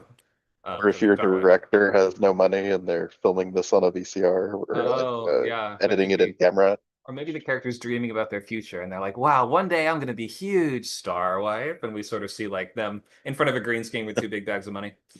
What was the question? How to use It dissolves. What are the dissolve. like specific use cases for dissolves typically? So dissolve usually gives the sense that a lot more time is passing or that we are changing states in some way. Think of like your character falls asleep and we fade into a sort of a dream. We dissolve to like a dream. Or your character goes from being on drugs to a state of clarity. Or so like changing mental states in that way. Or you might imagine a long time passing, like we fade through the seasons to sort of suggest months and months are going by. We fade from autumn to fall, or that's the same month. We fade from autumn to winter when the snow blankets the earth, and then we fade from there to the snow is melting and the birds are chirping. It's spring, and then we fade to the summer when the sun's beating down. And you can sort of use that to give the sense of gradualness. Is there a word for gradualness? There's got to be a word for that. But yeah, I think of it as a dissolve means impactful change, usually. It draws attention to itself, and it either suggests a change, yeah, I guess just change of states for a longer time going by. Can somebody think of another use for dissolves? Maybe Max has something to say. He's typing out something. Sorry, no, I was just thinking about the one in It Chapter 2 where he like walks up to the counter and then it dissolves. I think they're almost just showing off how similar the actors look to each other. If you guys have seen that movie. Yeah, I think it can also kind of communicate disorientation or I think there's a lot of like tonal things you can do with dissolves where it almost communicates like this is sort of a lazy process or time is passing too slowly. Right. There's this movie called With Nail and I that uses dissolves a lot to kind of match between scenes, but the whole movie takes place over like 3 days, and it's more about sort of their kind of maybe losing grip on reality. So I think Sure. there's like tonal reasons to use it too. Definitely. And yeah, the shot you've included, that's probably a transition from a memory as well, because isn't that him thinking of himself as a kid or flashing back to a memory when he was a kid? Yes, this isn't the shot that I'm thinking of, but there is a scene in It Chapter 2 that I think is a really good example of how to use a dissolve in like Yeah, to show time passing, but also to show kind of a stylistic sort of impressive things. Isn't the cinematography in those movies is excellent. Chung Hoon Chung is the It really is DP. good. It really is good. Go ahead. isn't dissolves used a lot in trying to think in Lord of the Rings when they've gone to see Galadriel and she's sort of or hang on, there's a scene where it's been ages since I've seen it, but there's a scene when Frodo sees the future. He sees like what's going to happen to Hobbiton and all of that, and all the clips that he sees they dissolve between each other because it's not happening. It's implying that he's seeing these snippets of it. Yeah, there's sort of like uh it's in that case indicating that these are like visions, right? So we've seen fades used in connection with dreams, memories, and visions to kind of indicate that they're sort of disconnected from the regular flow of time in some way. Yeah. That makes sense. And then Max also mentioned the like time is taking too long to pass thing. Like imagine you have the character outside the dentist office waiting for their appointment. You see the clock on the wall, and we start with them reading. Then you fade to now they're lying on the bench. Then you fade to later they're lying on the floor. Then you fade to later they're pacing back and forth, and we see the minute hand just sort of moving. It may not even be that long that passes, but you could even sort of like imagine that sequence, but you have the most impatient character ever. We're just fading through like a 5 minute portion. They're like, I'm bored. It's been forever at the end of that. They're like, really? After just like that, that's all it took for you to get that bored. I feel like I've seen that scene before a couple of times. That gag may have been done, yeah, for sure. I think maybe with the community season 1. Go ahead, Becky. It's not to do with transitions. When we get a chance, I have another technical question on how to write something in a screenplay. Okay, we'll open the floor to anything we talked about today. Oh, again, I've done a screenshot. So in this scene, they're going past and they're seeing a war memorial being built, being like, someone's putting the carvings in, and Harwood stops to look and he reads, and at the center, this is like what we see. This is what's being carved in the center of this.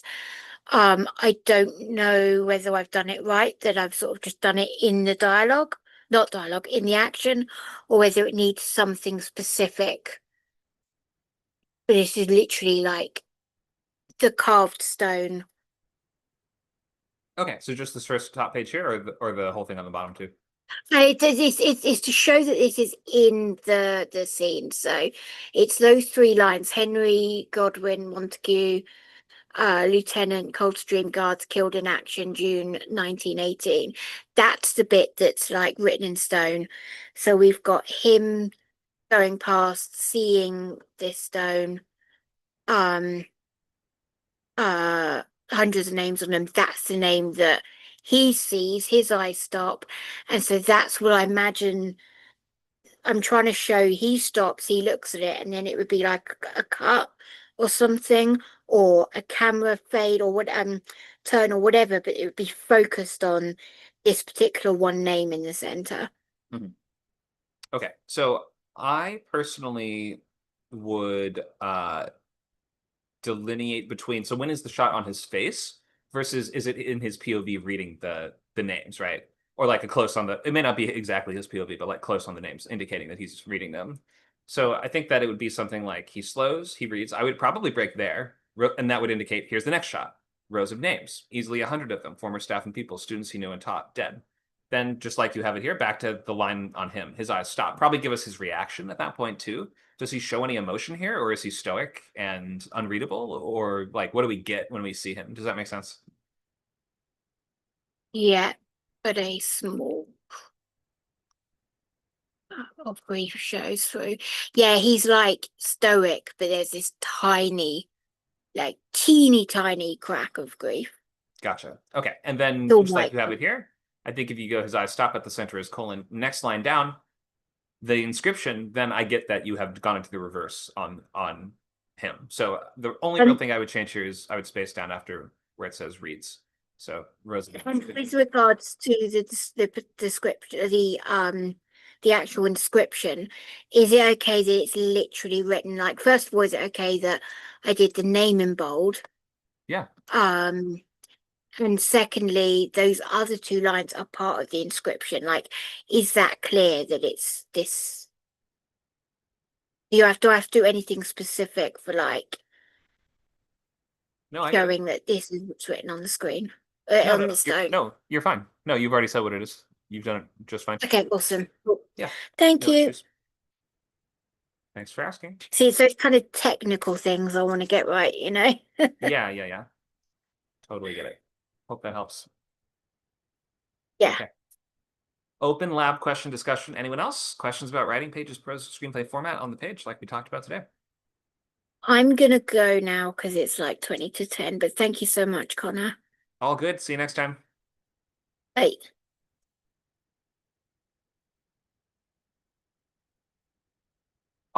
Can I ask, like, what would you define as purple prose versus tone setting action lines? I mean, it's a little bit, this is maybe not quite inside the scope of what we discussed, but it's something I've been struggling with. That's okay. So purple prose is a pejorative term that's used to indicate you've done too much. Like you have been too poetic. You have been too extensive in your descriptions. Like there's just too much of it. And it's going on about things like you have proceeded past the point where we can picture the scene. And now it just seems like you're sort of going on in such a way that's no longer contributing to the feeling or to the scene or to the story. So it's really just indicating that you have done too much. Like it can look slightly different depending on the person. I think that it can be done well. Like prose that some would define as purple can also be a bestseller, right? One of my favorite writers is S. Craig Zahler. Many people think his scripts are overwritten and novelistic. Are they? Oh, maybe. Yeah, a little bit. But are they incredibly well done and compelling? I also think yes. So it's to some extent there's not a binary. It's a matter of opinion on what's purple and what's not. But it is an indication that the reader felt that you have included too many details that are not moving the action forward and are in fact slowing your pace. So it's more of a pacing problem than anything else, weirdly. It says that we're starting to feel bored in the scenes because you're either going off on digressions about the drapes and the sort of like abstract, like emotional things going on in the story, or maybe the spiritual aspects of the story, or you're over describing things to the point where it's obscuring what is important. I think that is when you know it's purple prose. That the reader reads a scene and does not know what's important because you spent a whole paragraph on the curtains and a whole paragraph on the main character's newborn daughter. And you're like, wait, I thought the child was the important thing. Why we spend so long on the curtains? Yeah. So it could just be a misplaced sense of focus and an issue in pacing. So yeah, I would look at that. It's not always bad, and it's not just because you include you can include poetic lines. Poetic touches can be a great addition to a script. But if it feels like that's your main objective, is you're trying to write more of a poem than you are trying to write a scene, and the audience is starting to feel like I'm no longer in the scene, or the scene isn't really happening. I'm just reading abstract images and lines that are supposed to make me feel something. I don't know who's doing what. If the audience gets taken out of the story by the description, that's when you know you've gone too far. Okay. Okay. Thank you. Sure. A good way to avoid it, rule of thumb to use to avoid it, clarity, brevity, voice. And the other thing, how many slides we have? It's ridiculous. Clarity, brevity, voice, and stronger word choices. Subject, verbs, direct object should be how most sentences flow. Don't go above 4 lines of text in a block.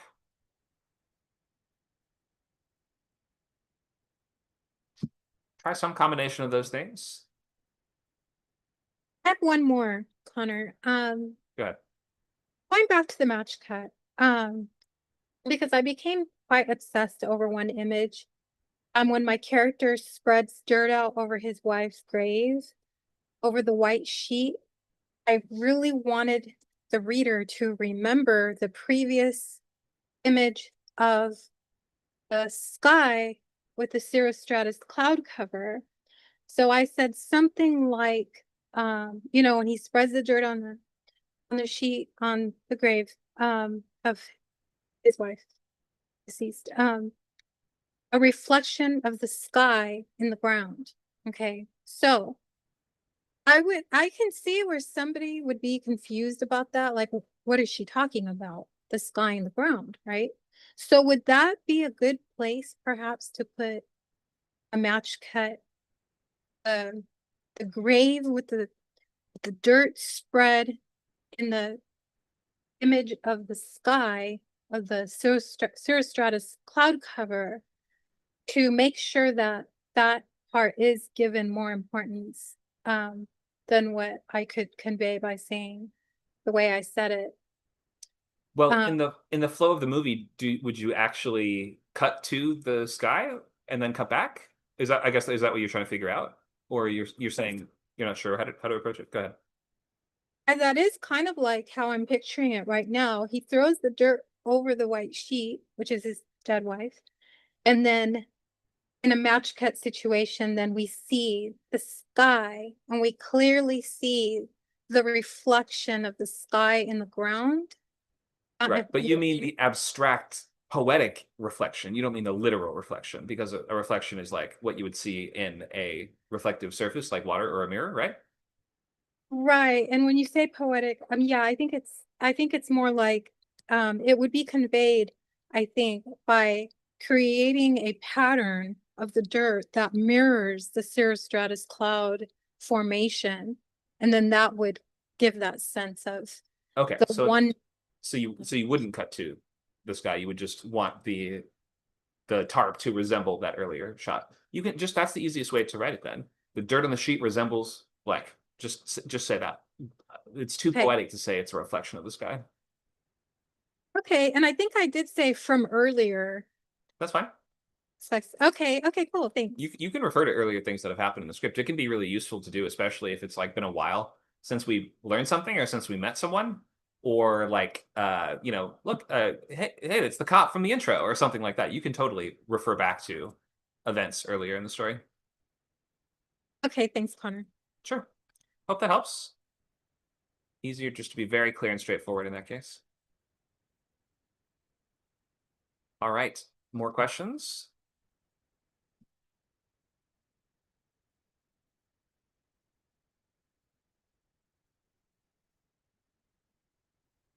Are there any examples of things that you see in amateur scripts where you think this is lacking confidence, or, you know, consistent mistakes that are like, this feels amateur, that you identify?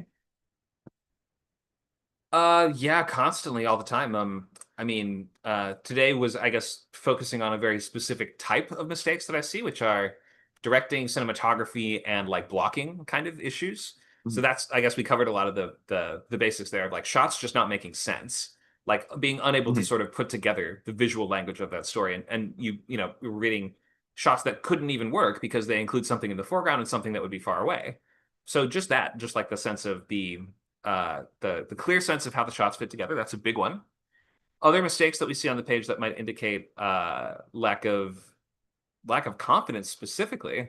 I guess lack of confidence more often unfolds when or clarifies to me when scenes are playing out the way that the writer has seen them play out in movies before.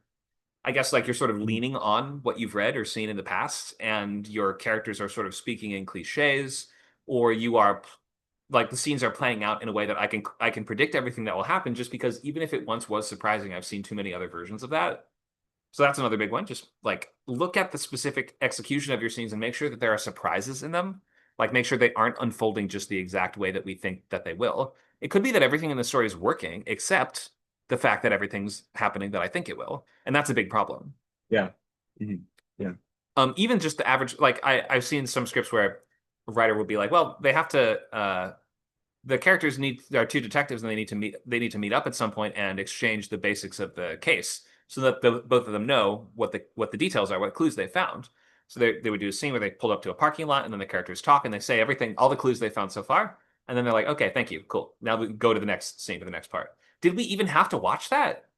Like if we knew all that stuff already, could we not have joined those characters in the next exciting part as they're like, okay, now you know the plan, right? Or now that I brought you up to speed, you know, that sort of thing. It's that feeling that you just need to include it because, well, that would make sense in real life is also a big problem.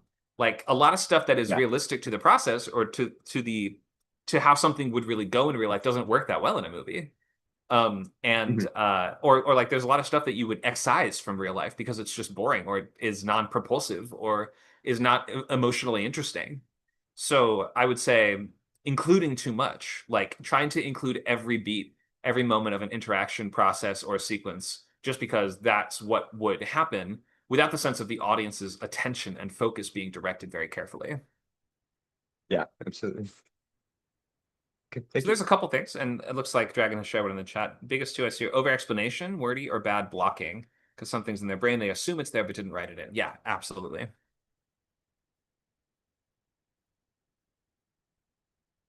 Anyone else have things issues that you see a lot in amateur work, maybe even in your own? Go ahead. Bad blocking. That's the bad blocking. Like to the you know forgets that something happened. It's like the character was holding something in one hand and then like uses the same hand or something. Like it's like yeah, like a just a kind of story Bible issue. Like yeah, essentially like incorrect alignment of the scene Yeah, is the making other sure one things in the bad blocking. visually add up. Definitely. Thank you for that. You know, something else I often see, lack of reactions from the characters, like especially the character whose scene it is. It's like stuff will be happening to them, and then at the end it'll say, he's really sad. But we didn't see him getting sad over the course of the scene. We didn't see those reactions adding up. We didn't see his body language or demeanor changing. Or imagine a whole scene as your character just going through a bunch of press conferences or a bunch of hallways where they're getting briefed by their team or whatever. Are they being stoic? Do they look exhausted? Are we watching something change? Do they look like they've done this a million times before? Do they look like this is easy for them? Like try to not leave out the reactions of the main character. That gives us a big clue as to how what's happening is affecting them. On that point, I've seen someone put like have a scene where clearly someone's upset, and then the you know there's like 2 pages of dialogue, and then halfway through page 2, there's an action line that says one of the characters is sobbing, or starts if they are already sobbing or start sobbing, and then there's another like whole page of dialogue, and there's no other indication of their emotions. And at the end of the dialogue, there's kind of nothing in the scene either in the action lines to indicate if they still are or aren't. So I just was like, wait, when did they start? When did it stop?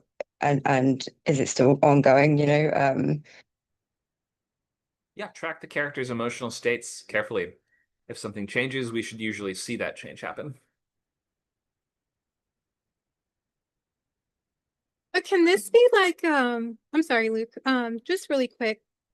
Like in one of the scenes that I wrote in my current project, she sees the ball of yarn in the trash can, which is the ball of yarn that the cat was killed by that particular yarn. Well, she killed the cat, right? So then I don't show any particular emotion, but she is a piece of colored paper over the yarn to cover it so she doesn't have to look at it. I mean, can it just be like behavioral instead of using the same emotions over and over and over again? There's only so many emotions we can have, right? But there are unlimited behaviors that we can have. Yeah, I mean, the character's behavior can showcase what they're feeling, or thinking. The cinematography can showcase what they're thinking, feeling, or focusing on. There's different ways to do that. Um, in some cases, if we already know exactly why the character is doing what they are, you may not always need to show a reaction shot. In some cases, maybe that has been clarified beforehand, and now their behavior it sort of speaks for itself. So yeah, I guess that's possible. That it would just come down to the specific scene. Like we'd have to look at the scene and be able to assess: do we already know what the character's feeling, or is this something that the writer needs to, speak to more and clarify? I think so. One thing I see is action line blocks sort of not making sense. They're too many things grouped together in one block and then not enough in another. And sort of like the examples you shared earlier, they just don't make sense about like what we're actually seeing. Right. Yeah. Either too much or too little action communicated by the line.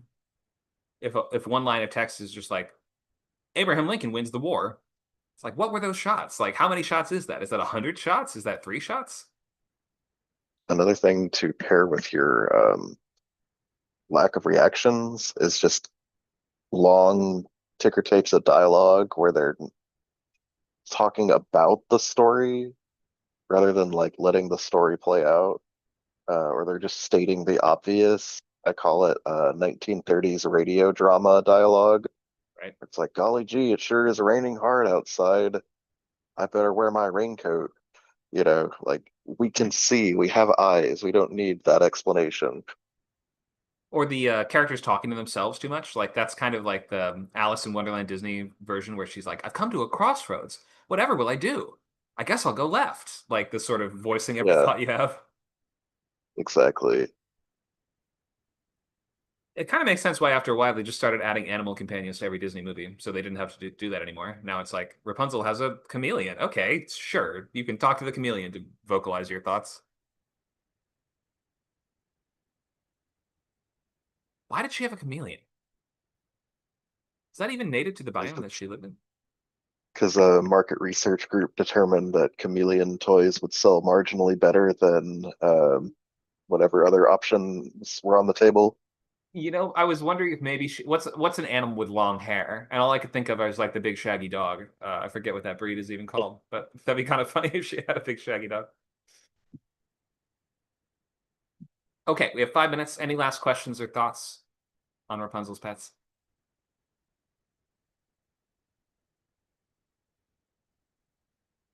Are we okay with any questions, or is it? I don't want to. Yeah, no, whatever you want. We just have a few minutes.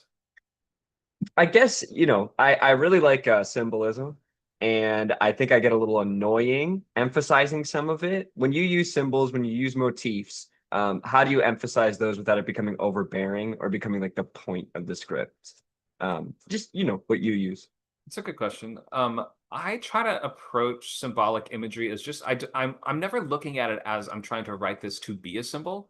I'm looking at this as, oh, that would be an interesting symbol, and if I clarify and explain it the right way, I guess I'm looking. I'm not like adding. I'm not shopping for them to add to the story. I'm trying to recognize symbols that sort of emerge from the story. Does that make sense? Yes, absolutely. Yeah, for sure. Okay. Absolutely. And so to that end, I have what I another always question do. too. Is that Okay, let me just wrap up. I have one more thing to say on this. no problem? Sorry. So to that end, like think of just I would find those moments that if they just sort of like emerge from the script, they sort of present themselves to you. They sort of feel like that moment it just is on its own almost like a metaphor for what's going on.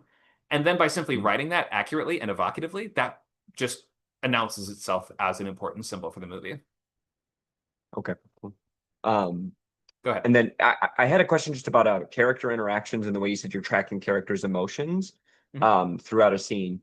I would say like, you want to say something, correct me if I'm wrong, but you'd want to say something or show something, visual as opposed to say she feels sad, right? What's some visual shorthand that you have for emphasizing emotions, like eye contact, touching each other's hands, skin, what would be some like effective ways to sort of do visual shorthand for emotional states? It's in your verbs mostly. So your character doesn't enter the room and sit. He drags himself into the room and flops onto the bed. Like picking stronger, more evocative verbs will tell you the body language, they'll tell you the tone, they'll tell you the mood, they'll sort of tell you how the character's feeling, they'll tell you how to feel. And it's easy to do. Like just write the sentence in a really simple way, and then swap out the words for more evocative, better ones, the verbs, I mean. And then swap out a couple nouns too to build out a stronger sense of the space. And then you'll have a really clear, brief, voicey sentence that can work well.